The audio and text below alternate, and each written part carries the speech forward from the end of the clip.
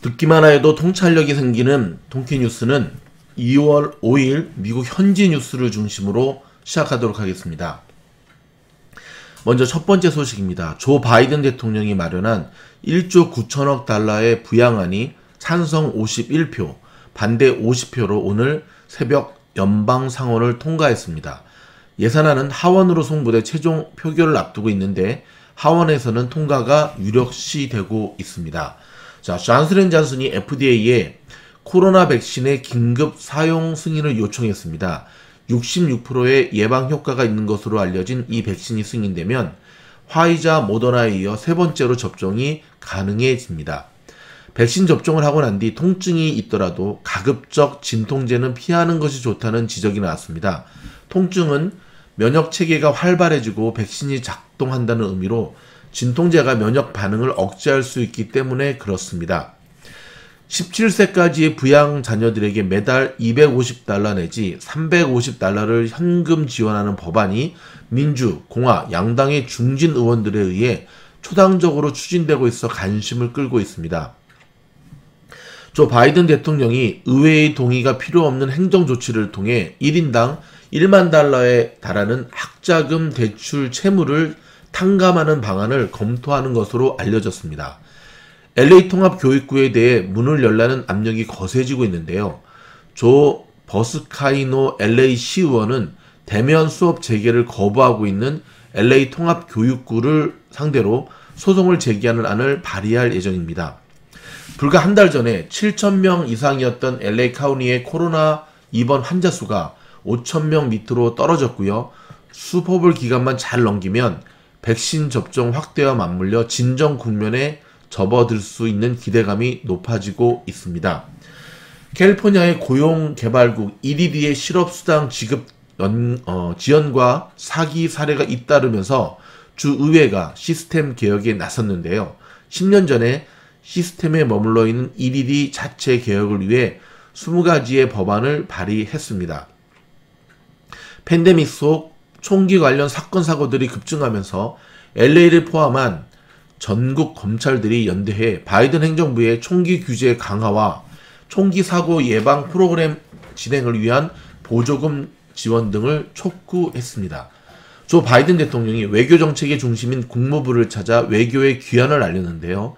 트럼프 행정부 시절 상대적으로 역할이 축소된 외교 당국에 힘을 실으려는 의도로 풀이됩니다.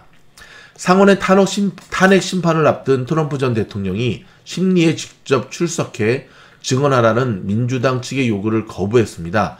퇴임한 대통령에 대한 탄핵 심판 자체가 위헌적이라는 기존 주장을 고수하고 있습니다.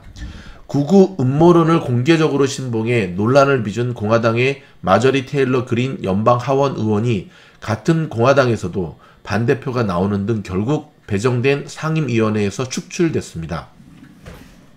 삼성전자가 텍사스주 오스틴을 $170억 규모 반도체 공장 후보지로 올려두고 지방정부의 세금 감면 혜택을 요구했다고 언론들이 보도했고요.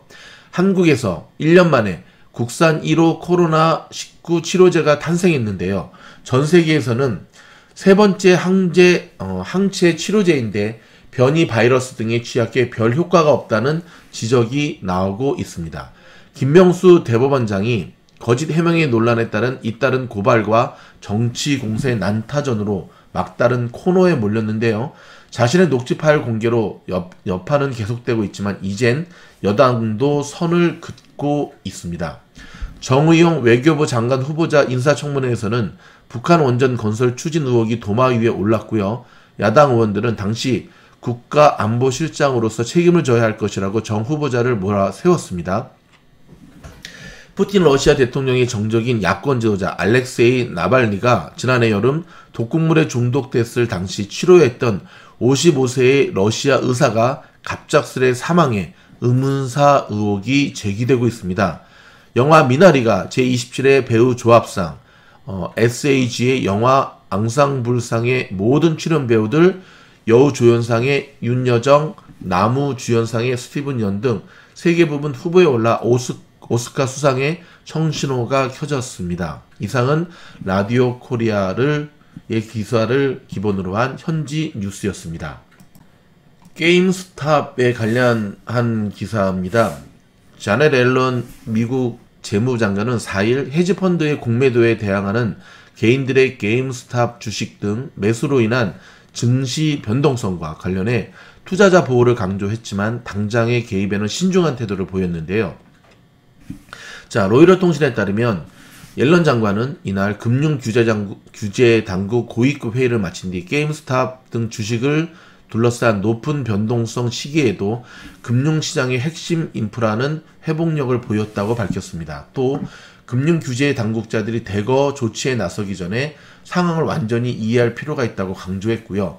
이날 회의에는 자넷 옐런을 비롯해 중앙은행인 연방준비제도와 뉴욕 연방준비은행, 증권거래위원회,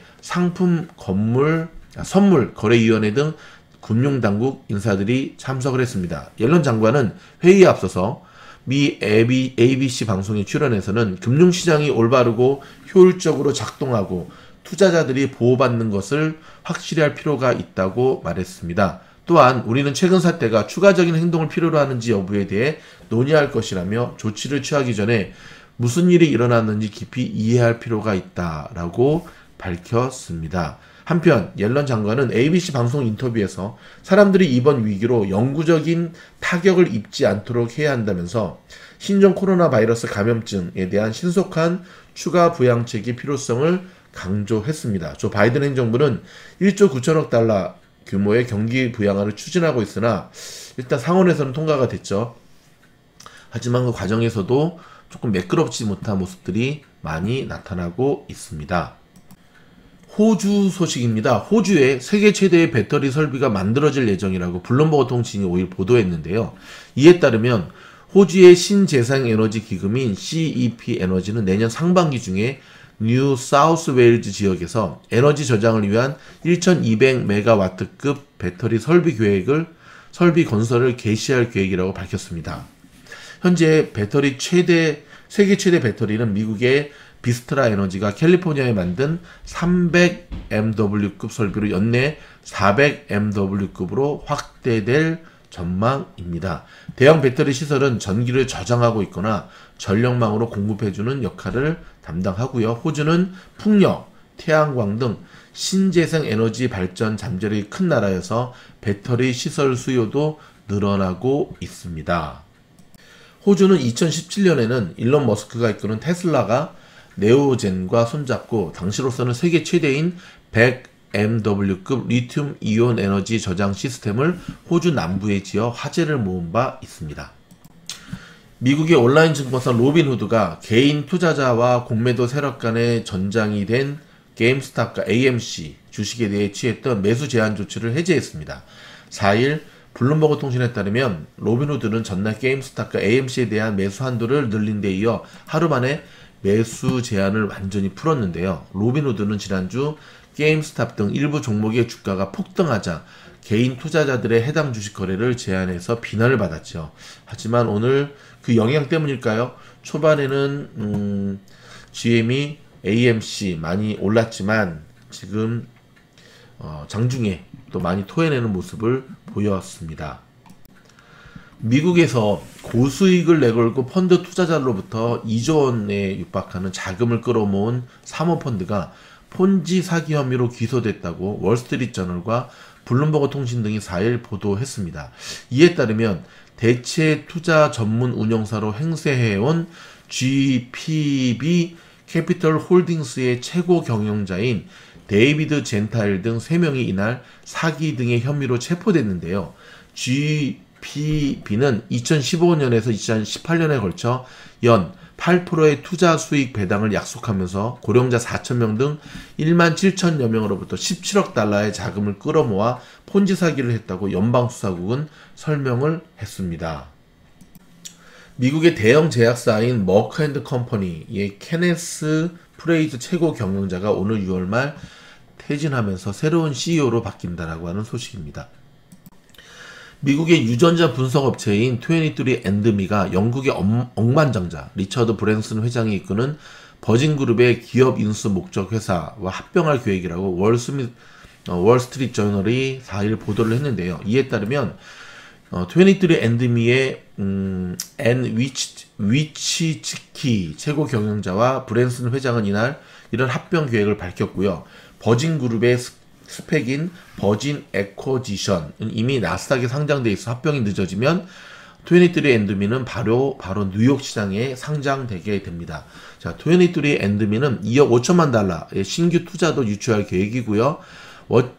위치츠키 CEO와 브랜슨 회장도 각각 2,500만 달러를 투자합니다. 미 캘리포니아주의 실리콘밸리에 본사를 둔 23&me는 질병을 진단할 수 있는 유전자 검사 키트 등을 주력 사업으로 하는 업체이고요.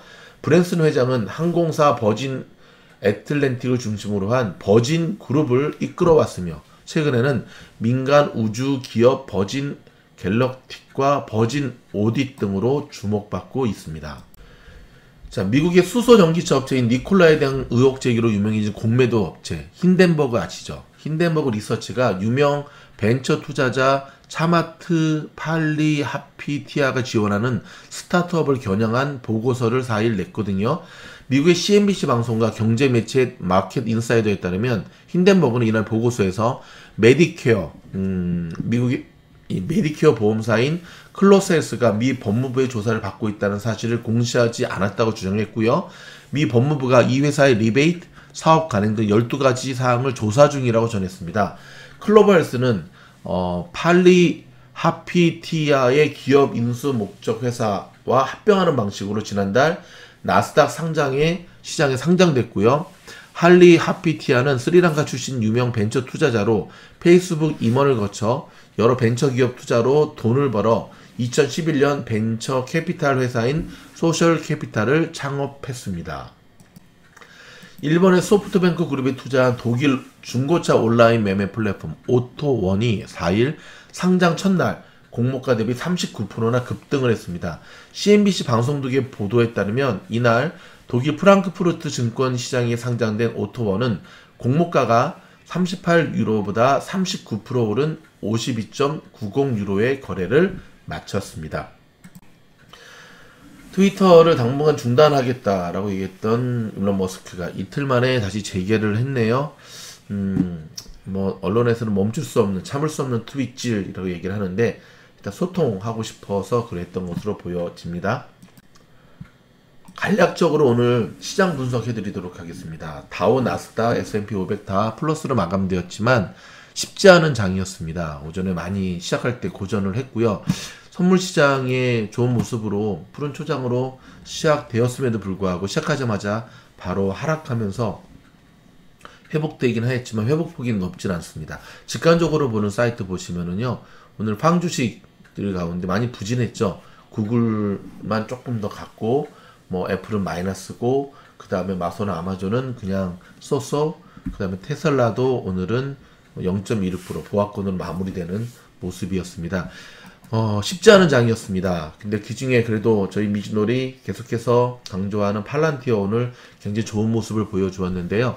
어저께 저희가 분석해드린 대로 팔란티어는 이제 갈 수밖에 없는 어떠한 DNA를 가지고 있다는 사실 기억하시면서 저희가 조금 후에 팔란티어에 대한 30번째 영상을 또 별도로 올려드리도록 하겠습니다. 저희 통킨 뉴스는 라니맘닷컴의 후원으로 제작이 됩니다. 라니맘닷컴에는 새로 입고된 좋은 제품뿐만 아니라 키 크는 영양제 굉장히 잘 나간다고 하거든요. 많은 분들, 청소년들에게 하는 겁니다. 키 성장판이 멈추지 않은 필요하신 분들 한국과 미국에서 주문 가능하십니다. 그럼 더욱더 좋은 뉴스로 찾아뵙도록 하겠습니다. 감사합니다.